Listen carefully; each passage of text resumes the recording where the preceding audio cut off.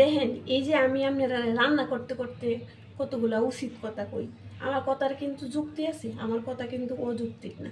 তো আজকে একটা বিষয় নিয়ে আমি হচ্ছে রাত্রেবেলা পর্যালোচনা করলাম, পর্যালোচনা করে হেডের বিষয়ে আপনার সাথে আলাপ করতে এলাম আর কি। তো বিষয়টা হয়েছে, গবেষণা করে দেখলাম স্ত্রী মানে কাপড় ডলনে স্ত্রী আর কি, স্ত্রী আর স্ত্রীর মধ্যে সুন্দর একটা মিল আছে। তো আপনারা কইতে কি মিল দেয় যুক্তি দিয়ে বুঝাই যেতেছি, আপনারা অপেক্ষা করুন।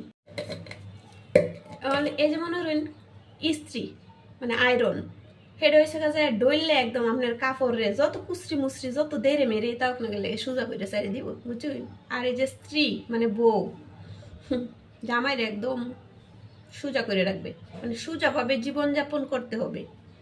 স্ত্রী যেরকম কাপড় সোজা করে ফেলে, স্ত্রী তেমনি তোমার জীবনে আসার পর তোমার জীবনটাকে একদম নলের মতো সোজা করে দিবে। তো দুইটার মধ্যে মিল আছে না?